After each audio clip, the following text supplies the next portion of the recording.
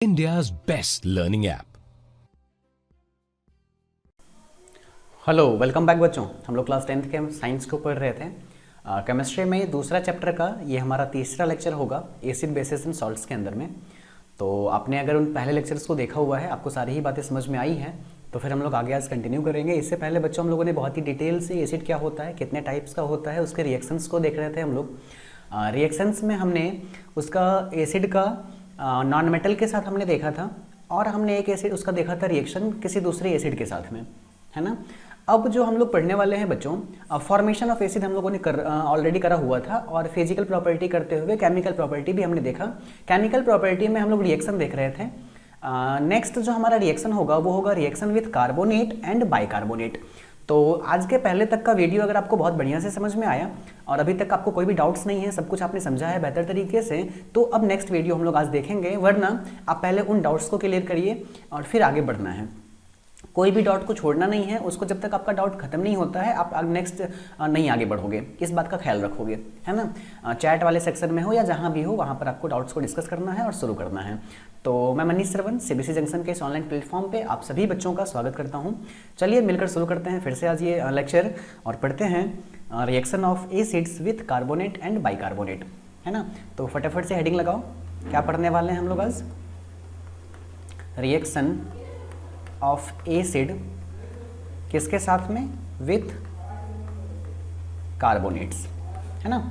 अच्छा बताओ बच्चों, कार्बोनेट क्या होता है। बिल्कुल, अगर कार्बन को आप ऑक्सीजन दोगे, एक ऑक्सीजन तो क्या कहलाएगा, कार्बन मोनोऑक्साइड। दो दोगे तो कार्बन डाइऑक्साइड, और जब तीन दोगे तो या तो कार्बन ट्राइऑक्साइड या फिर इसी का एक और नाम क्या है, कार्बोनेट। और वही हम लोग आज पढ़ने वाले हैं। तो फटाफट जो है सो आप एक डायग्राम बनाइए और लिखिए उसके सामने व्हेन, लिखो when an acid reacts with, when an acid reacts with metal carbonate, when an acid reacts with metal carbonate या फिर बाइकार्बोनेट। क्या अंतर है बच्चों कार्बोनेट और बाइकार्बोनेट में। CO3 जो होता है वो कार्बोनेट होता है और इसका वैलेंसी होता है 2, लेकिन जब ये इसमें एक हाइड्रोजन लग जाएगा तो ये बन जाएगा HCO3। समझ में आ रही है बात। और इस समय इसका वैलेंसी क्या हो जाएगा, घट करके 1, ठीक है ना। और ये हमारा है बाइकार्बोनेट और ये है कार्बोनेट। तो चाहे तो तुम कार्बोनेट से करा लो, चाहे तो बाइकार्बोनेट से करा लो, सेम ही जो है सो रिजल्ट आपको मिलने वाला है। मैं चाहूंगा कि इसका रिजल्ट आप बताओ कि क्या क्या बनेगा। थोड़ा सा दिमाग पे जोर लगाओ और बताओ। आज से पहले तुमने क्या पढ़ा, तुमने सबसे पहले पढ़ा कि जब हम मेटल को देते थे ऑक्सीजन में, किस में डालते थे, ऑक्सीजन में, तो हमको क्या बनता था, बताओ बच्चों। तो हमको बनता था उस समय मेटल का ऑक्साइड। अगर हमने मेटल को डालना शुरू किया वाटर में, तो अब क्या बनेगा, मेटल का ऑक्साइड, हाइड्रोक्साइड, साथ में हाइड्रोजन भी लिबरेट होगा। तो कहने का मतलब ये कि रिएक्टेंट की तरफ आप जो चीज़ें ऐड करोगे प्रोडक्ट में, उसका जो है सो प्रेजेंस आपको दिखाई देना शुरू हो जाएगा। तो जैसे यहाँ पर हमने एसिड के साथ अब लेना शुरू किया है कार्बोनेट और बाइकार्बोनेट, तो प्रोडक्ट साइड में भी कार्बोनेट से रिलेटेड, मतलब कार्बन से रिलेटेड कोई चीज़ इमिट होगा कि नहीं। एक बार फ्रेश मैं आपको लिखता हूँ यहाँ पर नीचे, फिर से आप लिखिए इस चीज़ को कि when an acid reacts with metal carbonate और bicarbonate, it produce respective salt. क्या देगा ये, रिस्पेक्टिव सॉल्ट देगा। और क्या देगा ये हमको, वाटर देगा। और क्या देगा, कार्बन डाइऑक्साइड देगा। समझ में आ रही है बात, है ना। रिस्पेक्टिव सॉल्ट देगा, हाइड्रोजन ऑक्साइड देगा, मतलब वाटर देगा, और कार्बन डाइऑक्साइड देगा। देना भी चाहिए। याद है हमने इससे पहले देखा था एसिड का रिएक्शन केवल और केवल अदर किसी, सबसे पहले जो था हमारा एसिड का रिएक्शन, सबसे पहले हमने क्या पढ़ा था, एसिड को हमने रिएक्ट करवाया था अलग अलग मेटल के साथ में। तो उस तरीके से क्या बना था, मेटालिक सॉल्ट और हाइड्रोजन। फिर हमने करा मेटालिक ऑक्साइड के साथ में, तो क्या बना था, फिर से मेटालिक सॉल्ट प्लस वाटर। अभी हम लोग क्या करवा रहे हैं, कार्बोनेट के साथ में। तो क्या बन रहा है, सॉल्ट हर ही केस में बनेगा, और वाटर के साथ साथ वो जो एक नया चीज़ हमने इसमें ऐड कर दिया था कार्बन, उसका एक प्रोडक्ट बनेगा, दैट इज कार्बन डाइऑक्साइड। ये बात आपको समझ में आ गई। चलिए उसके बाद देखते हैं फटाफट। तो ये हमारा डायग्राम हो गया, आप इसको लिखिए, एसिड प्लस कार्बोनेट या बाइकार्बोनेट क्या बनेगा, salt plus H2O plus CO2। अब कुछ एग्जांपल्स को कर लीजिए ताकि आपको ये चीज़ याद रह जाए। सबसे पहले बताओ किसी एक एसिड का नाम बताओ जल्दी से मुझे फटाफट, जो आपको याद रहने वाला हो। तो सर HCl। किसी एक मेटल का कार्बोनेट बताओ, तो सोडियम का ले लो, Na2CO3। जल्दी से बताओ क्या बनेगा, यहाँ पर देखो ये 2 पार्ट में ब्रेक हो जाएगा, ये भी 2 पार्ट में ब्रेक हो जाएगा। ये यहाँ पर होगा H प्लस में, Cl माइनस में, ये होगा Na प्लस में और CO3 माइनस में। तो ये माइनस इस प्लस के साथ क्या बनाएगा, एक सॉल्ट बना लेगा और एक एसिड बनाएगा, और ये Na इस Cl के साथ तो NaCl बनेगा। ये NaCl क्या है सर, ये एक सॉल्ट है। समझ में आ रही है बात? तो एक तो सॉल्ट बन गया, दूसरा क्या बनेगा, आपको क्या याद है, वाटर। तो एक बन गया आपका वाटर। ये वाटर कैसे बना, तो यहाँ से एक 2 ऑक्सीजन और ये यहाँ से सॉरी ऑक्सीजन और यहाँ से हाइड्रोजन, ये दोनों मिलाकर के यहाँ पर आपका वाटर बन जाएगा। और उसके बाद देखो तो एक ही ऑक्सीजन हमने यहाँ से लिया हुआ है, तो बाकी 2 ऑक्सीजन बचा हुआ है जो अभी इसी के साथ लिबरेट होगा, दैट इज कार्बन डाइऑक्साइड। कहोगे सर ये बैलेंस नहीं है, इसीलिए आपको अभी नंबर्स इक्वल नहीं आ रहे। जब हम बैलेंस करके पढ़ेंगे तो ये चीज़ें इक्वल हो जाएंगी, ठीक है ना। तो आपको याद रखना है बस एक फॉर्मूला कि एसिड को जब भी हम मेटल के कार्बोनेट या बाइकार्बोनेट में ऐड करते हैं तो रिस्पेक्टिव सॉल्ट बनता है, वाटर रिलीज होता है और साथ में कार्बन डाइऑक्साइड रिलीज होता है। मोस्ट इंपॉर्टेंट टॉपिक आपका सीबीएसई इससे बहुत बारी क्वेश्चन पूछा हुआ है 2019, अभी लास्ट टाइम में जो अभी सीबीएसई का एग्जाम हुआ है ना, तो इसमें भी ये सेम क्वेश्चन पूछा गया था। समझ में आ रही है बात? तो अब चलो देखते हैं उसके बाद फटाफट से नेक्स्ट देखो, दूसरा एक और एग्जांपल लेके देख लो, तुम खुद से बनाओ। किसी एक एसिड का नाम लो फटाफट से, हाँ H2SO4, जो भी कोई एक एसिड है, साथ में डालो किसी एक बेस मेटल कार्बोनेट को, हाँ कुछ भी डालो, इस बार ले लो बाइकार्बोनेट, तो NaHCO3 है ना। बाइकार्बोनेट का वैलेंसी एक कम होता है तो NaHCO3। देखो यहाँ तुमको लिखना 9th में सिखाया गया था, मैं वो चीज़ फिर से नहीं सिखा रहा हूँ। यहाँ कार्बोनेट लिखते समय सोडियम का वैलेंसी होता है 1 और कार्बोनेट का होता है 2, तो क्रॉस करोगे तो बनेगा Na2CO3। लेकिन बाइकार्बोनेट लिखते समय सोडियम का भी 1 और बाइकार्बोनेट का भी 1, तो क्रॉस करोगे तो NaHCO3 ही लिखाएगा, इसीलिए मैंने यहाँ पे 2 नहीं लगाया।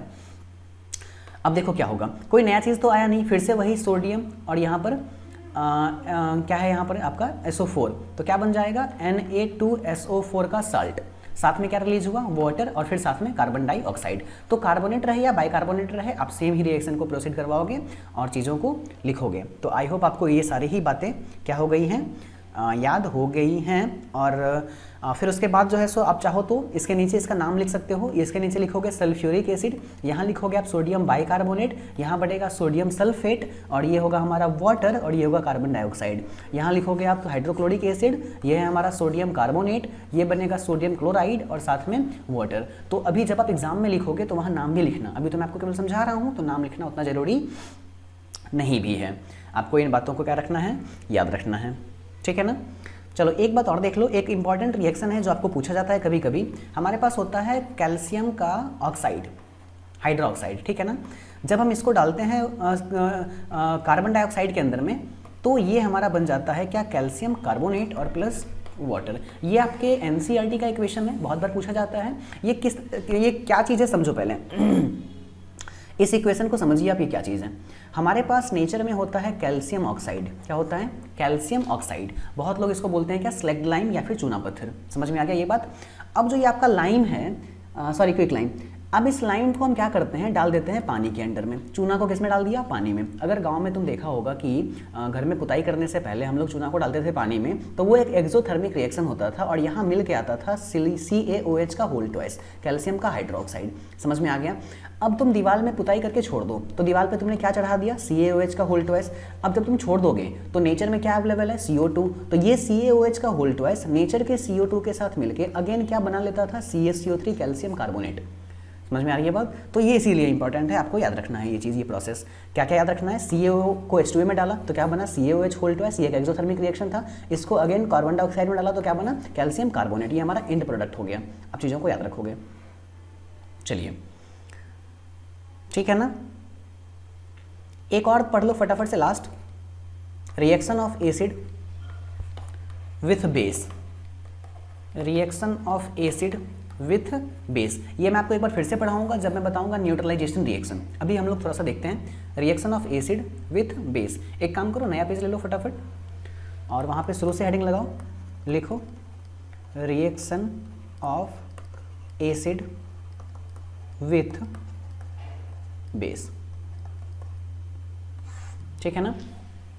लिखिए आप इसके सामने कि when an acid reacts with base it produce respective salt and water. ये हमारा डायग्राम हो गया। एसिड प्लस बेस क्या मिल रहा है, रिस्पेक्टिव सॉल्ट प्लस वाटर। कुछ एग्जांपल्स आप याद रखिए। एसिड के लिए फटाफट बताओ दो कौन कौन सा, HCl, एक बेस याद कर लो क्या है NaOH, अभी डबल डिस्प्लेसमेंट रिएक्शन कर दो, ये टूट जाएगा H प्लस Cl माइनस में, ये टूट जाएगा Na प्लस OH माइनस में, अभी ये प्लस इस माइनस के साथ जाके क्या बनाएगा NaCl जो कि एक बहुत अच्छा सॉल्ट है, और ये OH इस H के साथ जाके क्या बनाएगा H2O।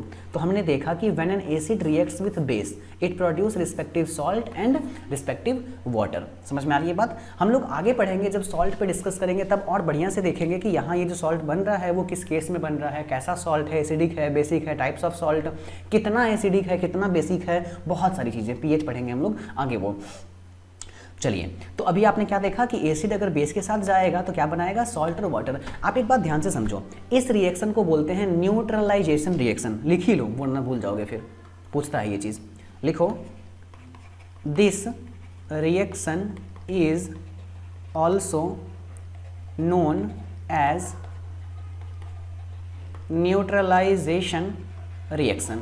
क्यों ऐसा है? क्योंकि इसमें एक है एसिड एक है बेस, और दोनों एक दूसरे के इफेक्ट को खत्म कर दे रहा है, न्यूट्रल कर दे रहा है।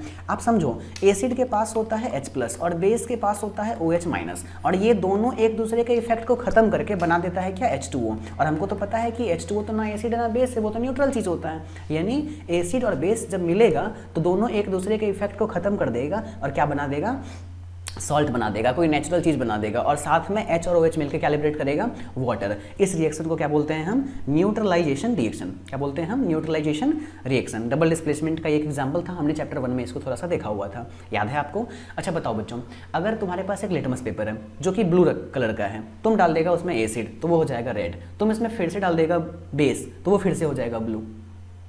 अगर तुम ऑलरेडी वो ब्लू है और फिर उस पर बेस डालो कोई फर्क नहीं पड़ेगा, रेड है एसिड डालो कोई फर्क नहीं पड़ेगा, लेकिन अगर वो उस कलर का नहीं है तो उसको वो चेंज कर देगा। समझ में आ रही है ना बात? तो एसिड और बेस एक दूसरे के अपोजिट होते हैं, एक दूसरे के नेचर को क्या करते हैं कैंसल आउट कर देते हैं और चीज़ों को न्यूट्रल कर देते हैं। इसी रिएक्शंस को हम बोलते हैं न्यूट्रलाइजेशन रिएक्शन। आई होप आपको समझ में आ गया होगा। एग्जाम्पल लिख लो फटाफट, एक तो मैंने लिखवा दिया HCl के साथ में, एक और लिखो H2SO4। क्या है इसका नाम? मैं किसी का नाम नहीं लिख रहा हूँ लेकिन आप अभी लिखते जाओगे। H2SO4 का नाम क्या है? बिल्कुल सल्फ्यूरिक एसिड। किस में डालेंगे इसको? किसी एक बेस का नाम बताओ। तो जी पोटेशियम हाइड्रोक्साइड। देखो मेटल का ऑक्साइड हाइड्रोक्साइड बेस होता है, तो कोई एक मेटल ले लो उसका हाइड्रोक्साइड, इसका नाम क्या है?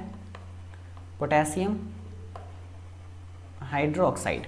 क्या देगा ये जल्दी से बताओ? ये K प्लस SO4 माइनस के साथ जाएगा तो क्या बनाएगा K2SO4, और प्लस ये OH H के साथ जाएगा तो क्या बनाएगा H2O। यही हमारा क्या है रिस्पेक्टिव सॉल्ट, और ये क्या है हमारा रिस्पेक्टिव वाटर। तो एसिड और बेस के साथ क्या बनेगा सॉल्ट एंड वाटर। तो आज हमने दो रिएक्शंस देखा, कौन कौन सा? एक कार्बोनेट के साथ, बाइकार्बोनेट के साथ, और एक बेस के साथ। अगर एसिड का रिएक्शन कार्बोनेट के साथ होगा तो सॉल्ट के साथ साथ वाटर और कार्बन डाइऑक्साइड भी रिलीज होगा। हम लोग देख लेते हैं, यहाँ ऊपर बना हुआ होगा, यहाँ देख लो फटाफट। नहीं वो पहले क्लास में था, लेकिन यहाँ देख लो, हाँ यहाँ पे है ये चीज़। यहाँ आ जाओ ऊपर फटाफट से, देखो दिखा? हाँ, अगर हम लोग एसिड को डालते हैं मेटल के कार्बोनेट में तो क्या बनता था, या फिर बाइकार्बोनेट में तो क्या बनता था रिस्पेक्टिव सॉल्ट प्लस वाटर और प्लस कार्बन डाइऑक्साइड। लेकिन हमने उसके बाद फिर देखा कि अगर हम इसको डाल देते हैं किसमें बेस में तो ये बनाता है क्या सॉल्ट और वाटर। तो आई होप आपको इतना सारा बात समझ में आ गया होगा बिल्कुल ही बढ़िया तरीके से, ठीक है ना? चलिए एक और रिएक्शन देखो, नेक्स्ट लिखो। ये हमारा होगा कौन सा? 5वां रिएक्शन ना। लिखो रिएक्शन। क्यों रिएक्शन पढ़ रहे हैं? क्योंकि हम लोग देख रहे थे chemical properties of N acid, और मैंने आपको स्टार्टिंग में ही कहा था कि केमिकल प्रॉपर्टी पढ़ने का मतलब होता है रिएक्शन। तो reaction of N acid with, अब हम लोग देख रहे हैं क्या मेटल के ऑक्साइड के साथ में। थोड़ा सा अरेंजमेंट ये पहले आपको पढ़ना होता है, ये हमको पढ़ना है मेटल का ऑक्साइड के साथ में, मेटल का ऑक्साइड के साथ में। तो देखो जल्दी से फटाफट, हम डाल देंगे किसको? एसिड को। किस में डालेंगे? मेटल के ऑक्साइड में डालेंगे। तुमको याद है मैंने बताया था आपको कि सेकेंड लेक्चर में स्टार्टिंग में ही कि मेटल का ऑक्साइड किस तरह का होता है, किस नेचर का होता है? तो बेसिक नेचर का होता है सर, है ना? जब बेसिक नेचर का होता है तो ये तो फिर से वही रिएक्शन हो गया एसिड प्लस बेस, तो क्या बनाएगा रिस्पेक्टिव सॉल्ट बनाएगा और साथ में वाटर बनाएगा, है ना? समझ में आया? ठीक है ना? चलो तो सॉल्व करते हैं इसको, आगे लिखो। कुछ एग्जांपल्स कर लो इसमें फटाफट से। एक एसिड का नाम ले लो HCl। क्या बोलते हैं इसको? लिख लेना खुद से, हाइड्रोक्लोरिक एसिड। डाल दो इसमें मेटल के ऑक्साइड में MgO में, तो देखो क्या होगा, Mg ले जाएगा Cl को अपने साथ, तो क्या बनाएगा MgCl2 और साथ में क्या बनने वाला है H2O। तो यहाँ भी वही चीज़ हो रहा है, बनता है क्या क्या, सॉल्ट और साथ में वाटर। समझ में आ गया। तो बेसिकली आपको ऐसे याद रखना है कि जब एसिड, सबसे पहले हमने देखा एसिड को, देखो ऐसे, सबसे पहले हमने देखा एसिड को मेटल के साथ में, तो क्या दे रहा था, सॉल्ट तो हर ही केस में निकलेगा, सॉल्ट प्लस हाइड्रोजन। समझ में आ रहा है। और ये हाइड्रोजन कहाँ से था, तो एसिड से था। कौन इसको डिस्प्लेस कर रहा था, तो मेटल। दूसरे केस में हमने देखा फिर एसिड को मेटालिक ऑक्साइड के साथ में, तो अब सॉल्ट के साथ साथ ये ऑक्सीजन भी आएगा ना हाइड्रोजन के साथ साथ, तो H2O आ जाएगा, मतलब वाटर बन गया। थोड़ा सा और टफ करते हैं, और अब हम देखते हैं एसिड को मेटल के कार्बोनेट के साथ में, CO3 के साथ में। तो अब देखो क्या होगा, सॉल्ट पहले भी था अभी भी है, वाटर पहले भी था अभी भी है, लेकिन साथ में एक कार्बन वाला कंपाउंड भी आएगा, that is carbon dioxide. Metal carbonate हो या बाइकार्बोनेट हो, सेम चीज़ होगा। फिर हमने देखा एक लास्ट एसिड का बेस के साथ में, और जब ये बेस के साथ जाता था तो क्या बनाता था, सॉल्ट के साथ केवल वाटर। तो ये टोटल 1 2 3 4 रिएक्शंस आपको इंपॉर्टेंट सीबीएसई बोर्ड के लिए, एग्जाम के लिए आपको याद रखना है। समझ में आ गया बात। आपसे एक बात और पूछा जाएगा कि बताइए न्यूट्रलाइजेशन रिएक्शन किस तरह का रिएक्शन है, तो आपको होगा ये डबल डिस्प्लेसमेंट रिएक्शन है, जिसमें दो चीज़ों का आपस में डिस्प्लेसमेंट होता है। ठीक है ना, याद हो गया ये सारा चीज़। चलो एक और इंपॉर्टेंट बात लिखो, लिखो इंपॉर्टेंट। एक बात बताओ, क्या हाइड्रोजन रखने वाला सारा चीज़ एसिड होगा? मैंने क्या बोला था कि एसिड वो होगा जो H+ डोनेट करेगा, लिबरेट करेगा। लेकिन जैसे देखो H2O में भी तो H है, लेकिन क्या ये एक एसिड है? नहीं है। वैसे ही ग्लूकोज C6H12O6, इसमें भी तो H है, लेकिन ये क्या एसिड है? नहीं है ना। तो ये जरूरी नहीं है कि सारा वैसा कंपाउंड जिसके पास हाइड्रोजन है वो एसिड होगा ही। एसिड होने के लिए केवल हाइड्रोजन जरूरी नहीं है, उसके अंदर में क्या जरूरी है, तो रिप्लेसेबल हाइड्रोजन जरूरी है। क्या जरूरी है? रिप्लेसेबल, मतलब हाइड्रोजन वैसा जो रिप्लेस हो सके। देखो ग्लूकोज का जो हाइड्रोजन है वो कभी लिबरेट नहीं होगा, वाटर में जो हाइड्रोजन है वो कभी लिबरेट नहीं होगा। तो ऑक्सीजन भी, हाइड्रोजन तो चाहिए भी चाहिए और साथ में लिबरेट भी होना चाहिए, ये बात आप याद रखिए। ठीक है,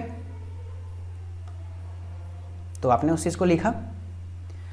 तो इस तरीके से एसिड पे हम लोग बहुत चर्चा कर लिए। अब थोड़ा सा फटाफट इसको ख़त्म करो। लिखो uses of N acid. Acids का यूज़ हम लोग कहाँ कहाँ करते हैं। सबसे पहला लिखो, देखो अलग अलग तरह का एसिड है जो आपको अलग अलग काम में यूज़ किया जाता है। तो आप एक काम करो, जनरलाइज करके एसिड का यूज़ पढ़ने से बढ़िया आप अलग अलग एसिड को पढ़ लो, ठीक है ना। वो आपको हेल्प करेगा, ऑब्जेक्टिव सॉल्व करने में बहुत हेल्प करेगा, वरना कंफ्यूज होते रहोगे। तो सबसे पहला एसिड रखो H2SO4। कौन रखो? H2SO4। इसके बारे में लिखो, पहला पॉइंट लिखो इसके बारे में जल्दी से। फॉर्मेशन ऑफ फर्टिलाइज़र, जो फर्टिलाइज़र होता है ना उसको बनाने में हम इसका यूज़ करते हैं। फर्टिलाइज़र को बनाने में हम इसका यूज़ करते हैं। तो आपको याद रखना है कि फर्टिलाइज़र बनाने में हम इसका यूज़ करते हैं। उसके अलावे हम लोग इसका यूज़ और भी इंडस्ट्रीज़ में करते हैं, जैसे कि सेकंड लिखिए आप, जितना भी टेक्सटाइल इंडस्ट्री है उसमें चीज़ों को कलर करने में, कलर बनाने में, कलराइज करने में, डाई करने में, है ना, डाई करने में हम इसका यूज़ करते हैं। तीसरा बात, फॉर्मेशन ऑफ बैटरी। आपने देखा होगा ना, पहले बैटरी के अंदर में होता था हमारा H2SO4 का एसिड, तो फॉर्मेशन ऑफ जो है सो बैटरी भी होता है। तो ये बस 2-3 चीज़ आप याद रखिए, किसके बारे में? H2SO4 के बारे में। एक इंपॉर्टेंट बात याद रखिए, IMP लिख के लिखो, इसको हम लोग बोलते हैं किंग ऑफ केमिकल्स, अम्लराज। क्या बोलते हैं इसको हम लोग? किंग ऑफ केमिकल्स भी कहा जाता है। ये इनका एक दूसरा प्यारा नाम हो गया, ठीक है। दूसरा एसिड लिखो जिसका यूज़ हम लोग पढ़ेंगे अभी। ये एसिड है हमारा HNO3। क्या बोलते हैं इसको? Nitric acid. कब बनता है? नाइट्रोजन ऑक्साइड को वाटर में डाल दोगे ना, तो नाइट्रोजन ऑक्साइड क्या है? नॉन मेटल का ऑक्साइड है, डाल दोगे वाटर में तो क्या बना देगा? Nitric acid. क्योंकि हम लोग जानते हैं नॉन मेटल ऑक्साइड वाटर में जाने के बाद एसिड्स का फॉर्मेशन कर लेता है। ये आपको TNT बनाने में यूज़ होता है। TNT क्या है? ये एक विस्फोटक होता है, एक्सप्लोजिव मटेरियल है। जब हम लोग बॉम्ब वगैरह बनाते हैं तो उसमें ये यूज़ होता है, तो उसमें इसका यूज़ हो गया। उसके बाद हम लोग इसका भी यूज़ करते हैं फर्टिलाइज़र बनाने में। और तीसरा बात, एक चीज़ होगा एक्वेरेजिया। क्या होगा? एक्वेरेजिया। एक्वेरेजिया बनाने में हम यूज़ करेंगे। यही एक्वेरेजिया वो चीज़ है जिसमें हम लोग HNO3 को और HCl को डालते हैं 1:3 के रेशियो में, और ऐसा करके एक मिक्सर बनाते हैं जो इतना पावरफुल होता है, इतना स्ट्रांग होता है कि किसी भी चीज़ को आपस में घुला लेता है। पढ़ेंगे हम लोग इसको आगे, ठीक है ना। चलिए, तीसरा एसिड लिखो HCl। क्या नाम है इसका? Hydrochloric acid. क्या नाम हो गया इसका? Hydrochloric acid. टेक्सटाइल इंडस्ट्री में इसका जो है सो यूज़ होता है। टेक्सटाइल इंडस्ट्री याद रखोगे। दूसरा, टॉयलेट क्लीनर वगैरह बनाने में यूज़ करते हैं हम लोग इसका, और फिर से एक्वेरेजिया में इसका भी यूज़ होता है। याद रखोगे आप ये चीज़। कुछ बच्चे पूछ रहे थे सर TNT क्या होता है? देख ही लो, नालायक हो, समझ में तो आना है नहीं तुम लोग को कुछ भी, क्योंकि ध्यान देते नहीं हो। ध्यान नहीं दोगे तो फिर कैसे समझ में आएगा।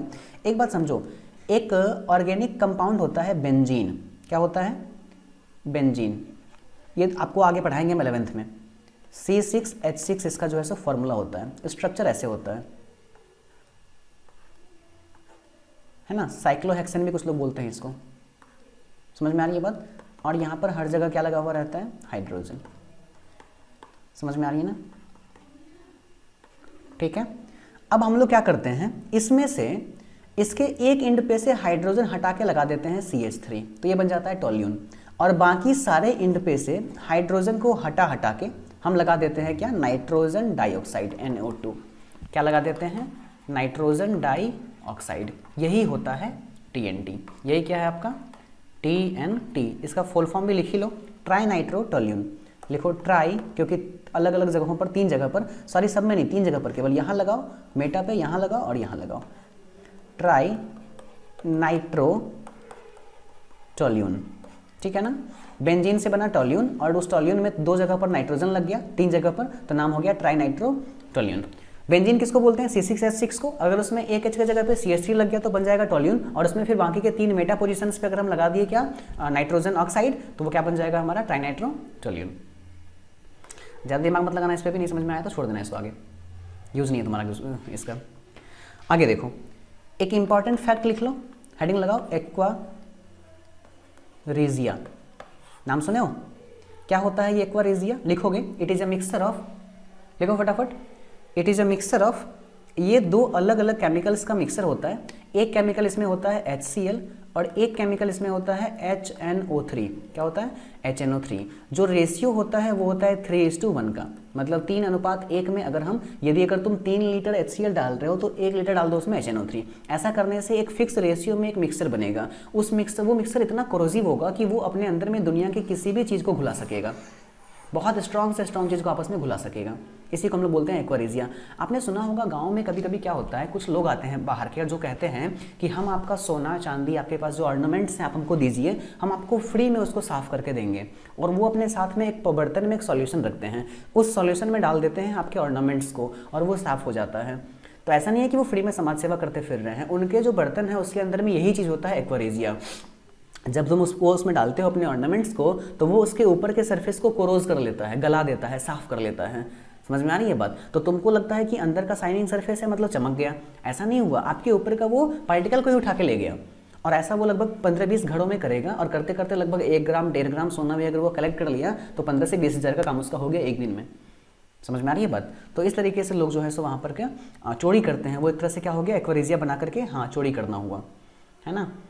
कुछ बच्चे सोच रहे होंगे कि सर चोरी करना सिखा रहे हैं, ऐसा बिल्कुल भी नहीं है।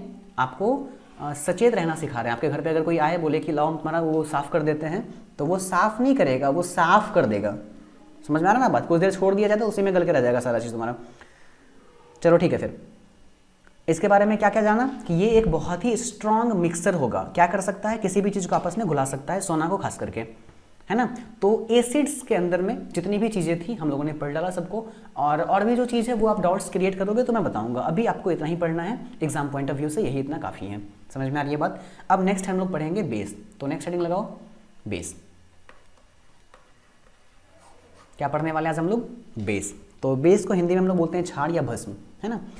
सबसे पहले फटाफट लिखिए वैसा सबस्टांस, कुछ कुछ लिख लेते हैं इसके बारे में भी जल्दी जल्दी, फिर पढ़ना शुरू करेंगे इसके बारे में भी, कैसे बनता है, कैसे इसका प्रॉपर्टीज़ है, कौन कौन सा, सब हम लोग डिटेल से देखेंगे एक एक करके, ठीक है।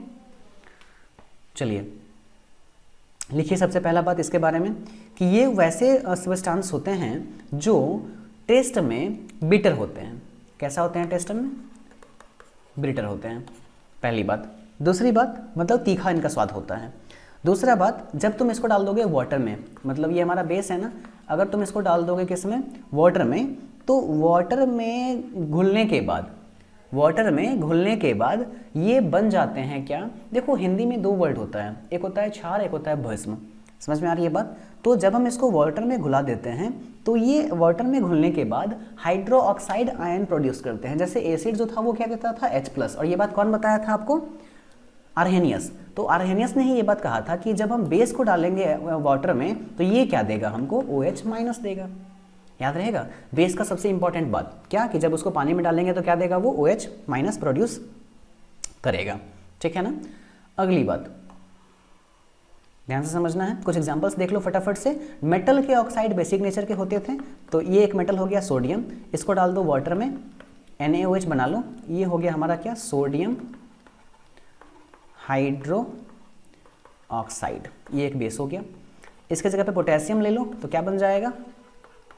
Potassium hydro oxide. इसके जगह पर कैल्शियम ले लो तो क्या हो जाएगा? अपने वैलेंसी के हिसाब से कैल्शियम हाइड्रो ऑक्साइड।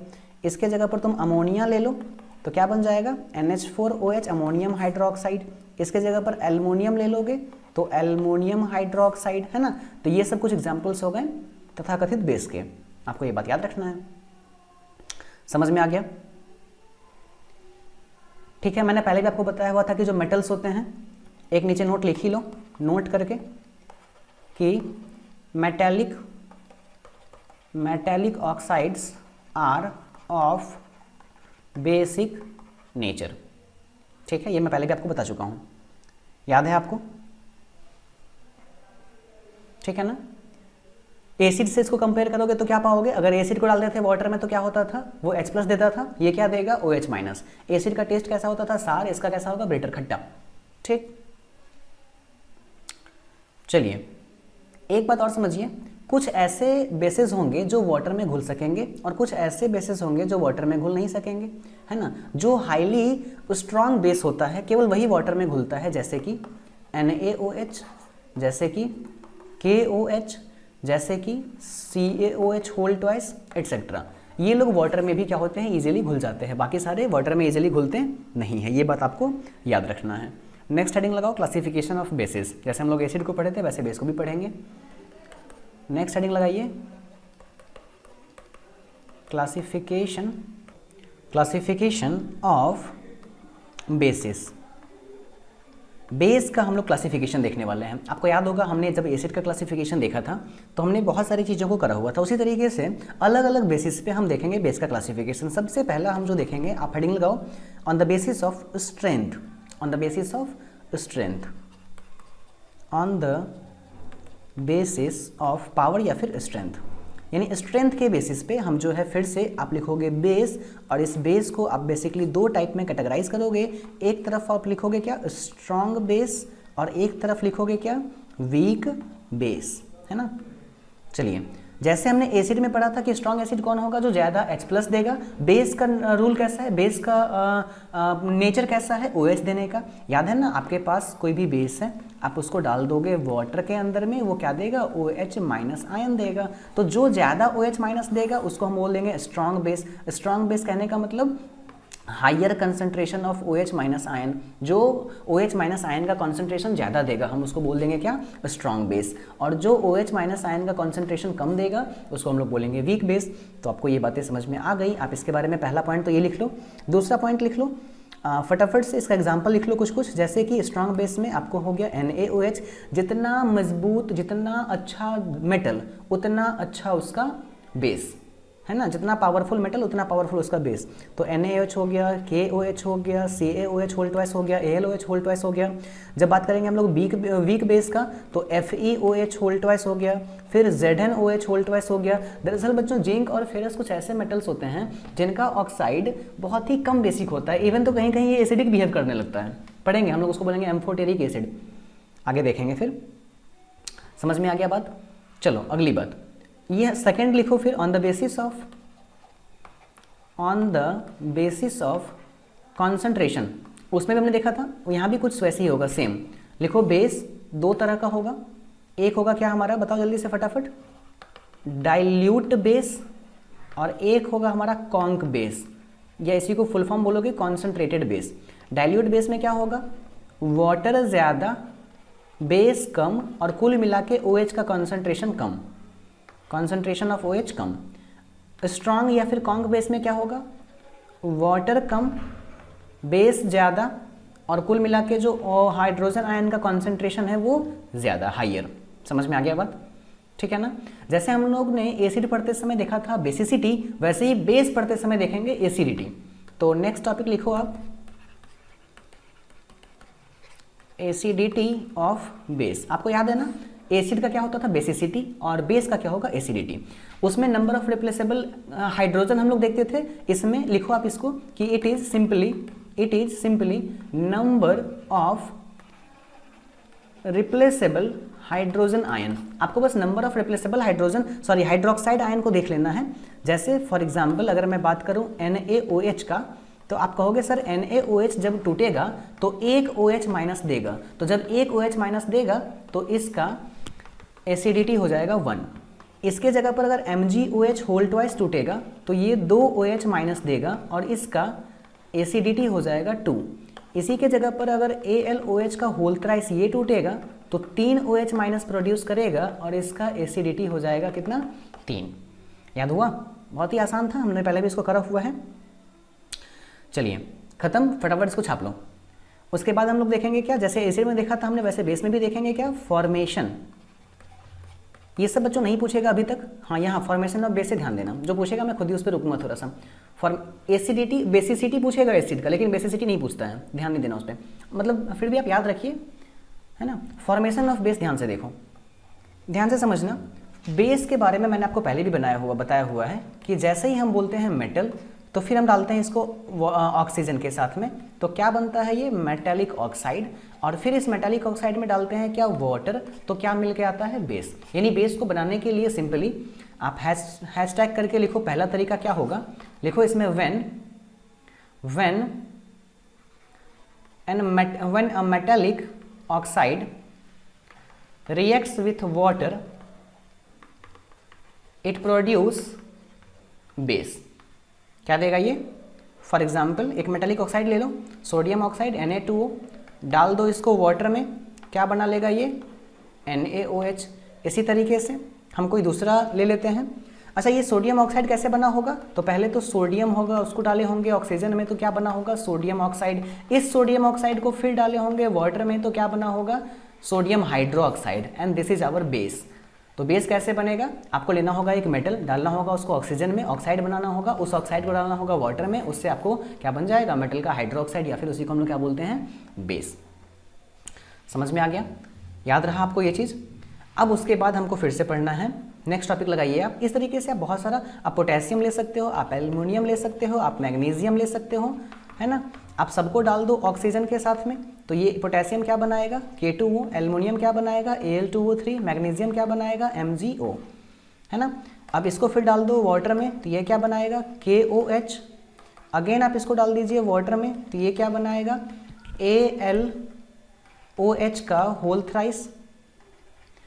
इधर आप Mg को डाल दो वाटर में, तो क्या बनाएगा, MgOH का होल ट्वाइस। तो ये सब क्या हो गए, बेस। अगेन इन बेस को आप जब फिर से वाटर में डालोगे तो ये रिस्पेक्टिव जो है सो अलग अलग में ब्रेक हो जाएंगे, OH को क्या कर देंगे, डिस्प्लेस कर देंगे। समझ में आ रही है बात। तो इस तरीके से रिएक्शंस को आपको ध्यान देना है, थोड़ा सा समझना है, बढ़िया से एकदम याद रखना है। चलिए नेक्स्ट हेडिंग लगाइए, नेक्स्ट हेडिंग लगाइए, फिजिकल प्रॉपर्टीज। मैंने बताया था ना आपको फिजिकल प्रॉपर्टीज़ और केमिकल प्रॉपर्टीज़, तो पहले फिजिकल प्रॉपर्टीज़ लिखो फटाफट से। सबसे पहला क्या लिखोगे, कि इसका जो टेस्ट होता है ये कैसा होता है, बिटर। दूसरा, सोपी नेचर का होता है, जब इसको आप टच करोगे ना तो सोप जैसा फीलिंग आएगा। तीसरा, जब इसको वाटर में डालोगे तो वाटर में जाने के बाद it produce OH minus hydrogen ion. क्या प्रोड्यूस करेगा ये, OH माइनस आयन या फिर हाइड्रोक्साइड आयन। इसका नाम क्या है, हाइड्रोक्साइड आयन। चौथी बात, नेक्स्ट क्या है, ये भी आपका कंडक्टर होता है। क्या होता है ये, कंडक्टर होता है। अगला बात, जब हम बात करेंगे लिटमस पेपर का, तो ये बेस है ना तो ब्लू करेगा, दैट मीन्स कि रेड से क्या कर देगा, ये ब्लू कर देगा, और ब्लू वाले पे कोई फर्क नहीं पड़ेगा, मतलब ब्लू ही रहेगा। तो ये इसका लिटमस पेपर पे इसका इफेक्ट हो गया। बस फिजिकल प्रॉपर्टीज में इतना काफ़ी है, ज़्यादा समय देना भी नहीं है हम लोगों को। नेक्स्ट हेडिंग लगाइए, केमिकल प्रॉपर्टीज। हाँ, यहाँ ध्यान दो, केमिकल प्रॉपर्टी कहने का मतलब रिएक्शन, केमिकल प्रॉपर्टी कहने का मतलब क्या, रिएक्शन, है ना। चलिए देखिए ध्यान से, केमिकल प्रॉपर्टी में रिएक्शन हम लोग को देखना है। तो सबसे पहले आप देखो, बहुत ज़्यादा इसमें नहीं है, आपको कम ही देखना होगा। सबसे पहले आप लिखिए रिएक्शन विथ मेटल। क्या लिखोगे, रिएक्शन विथ मेटल। आप एसिड का भी याद करते चलना, जब एसिड को डाले थे मेटल में तो क्या बना था, सॉल्ट हाइड्रोजन लिबरेट हुआ था। यहाँ देखो क्या बनेगा, सेम चीज़ यहाँ भी बनेगा, सॉल्ट प्लस हाइड्रोजन लिबरेट होगा, लेकिन ये सबके साथ नहीं होगा, याद रखना है इस चीज़ों को। फॉर एग्जाम्पल हम लोग एक ले लेते हैं बेस, क्या है हमारा NaOH, डाल दिया इसको मेटल जिंक के साथ में, तो क्या बनाएगा, हाँ यहाँ जो साल्ट बनाएगा वो थोड़ा सा डिफरेंट बनाएगा, ये होगा सोडियम जिंकेट Na2ZnO2, और साथ में क्या लिबरेट होगा, हाइड्रोजन। तो ये जो रिएक्शन है वो केवल कुछ ही एलिमेंट्स दिखाएंगे, लाइक जिंक और एल्युमिनियम। ये आपको याद रखना है, ये एक एक्सेप्शनल सॉल्ट है। ये क्या है, एक एक्सेप्शनल सॉल्ट है। क्यों ऐसा है बच्चों, देखो आप पास समझो। Zn क्या है, तो मेटल है सर, और मेटल कैसा होता है, बेसिक होता है सर, और तुम लोग ले भी किसको भी रहे हो, तो बेस को ले रहे हो। तो जब बेस ही बेस के साथ जाएगा तो रिएक्शन कैसे करेगा, बेस तो एसिड से रिएक्शन करता है, एसिड बेस से रिएक्शन करता है। अगर मैं एसिड में ही एसिड डाल दूं तो थोड़ा सा उसका कंसंट्रेशन बढ़ जाएगा, रिएक्शन नहीं होगा, वहाँ पे मिक्सर बनना शुरू हो जाएगा। वैसे ही यहाँ बेस से ही बेस में डाल रहे हो ना, तो जनरल रिएक्शन नहीं होना चाहिए, और नहीं भी होता है। लेकिन कुछ ऐसे ऐसे एक्सेप्शनल मेटल हैं लाइक जिंक, जो लोग कर लेते हैं, और चूंकि ये एक्सेप्शनल मेटल है तो इसका सॉल्ट भी बनता है एक्सेप्शनल, और इसीलिए ये बोर्ड को पसंद आ जाता है। और सीबीएसई बोर्ड का बहुत ही फेवरेट क्वेश्चन है कि बताइए सोडियम हाइड्रोक्साइड जब जिंक के साथ रिएक्ट करता है तो जो कंपाउंड बनाता है उसका नाम बताइए, नाम क्या होगा उसका, सोडियम जिंकेट। लिखो फटाफट, मैं इस पर जोड़ दे रहा हूँ, VVI। क्या लिखोगे, सोडियम जिंकेट। क्या लिखना है हमको, सोडियम जिंकेट, ये एक सॉल्ट है, और साथ में क्या रिलीज हो रहा है यहाँ पर, हाइड्रोजन, है ना। साथ में क्या आ रहा है, हाइड्रोजन। ठीक है, बढ़िया। तो फटाफट इसको छापिए, ये पहला हो गया। दूसरा रिएक्शन लिखो, रिएक्शन विथ एसिड। ये तो पहले भी देख चुके हैं हम लोग कि अगर तुम बेस को डाल दोगे एसिड में तो क्या होगा, जल्दी बताओ। बेस में क्या होता है सर, H+ होता है, सॉरी OH- होता है। एसिड में क्या होता है, H+ होता है। दोनों एक दूसरे को न्यूट्रलाइज करके OH बना लेगा, मतलब सबसे पहले तो वाटर बनाएगा और साथ में रिस्पेक्टिव न्यूट्रलाइज साल्ट बनाएगा। ठीक है ना।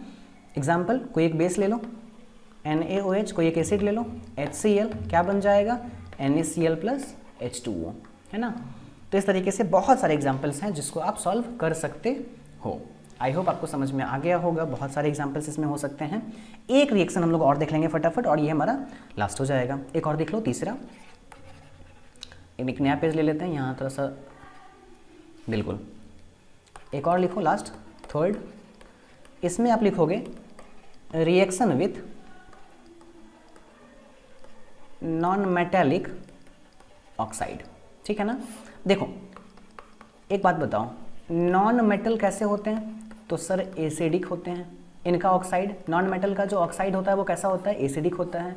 और हम लोग बात किसका कर रहे हैं, बेस का। बेस में क्या डालने वाले हैं, तो नॉन मेटेलिक ऑक्साइड डालने वाले हैं। तो ये तो बेस है ही, और नॉन मेटेलिक ऑक्साइड एसिड जैसा है ही, तो ये तो सेम वैसा ही रिएक्शन हो गया, एसिड प्लस बेस वाला। तो बनेगा भी रिजल्ट वैसा ही, सॉल्ट प्लस वाटर वाला। काम खत्म, है ना। करके देख लो एक बार फटाफट से, जल्दी से बताओ। कोई एक बेस, तो लाइक NaOH डाल दो इसमें, नॉन मेटेलिक ऑक्साइड कोई भी, तो CO2। अब क्या बनेगा, Na2CO3, सोडियम कार्बोनेट, और साथ में वाटर। ये क्या हो गया, एक सॉल्ट हो गया सोडियम कार्बोनेट का, है ना। यहाँ है सोडियम, लिख लो साथ में, लिखो यहाँ पर सोडियम हाइड्रो ऑक्साइड।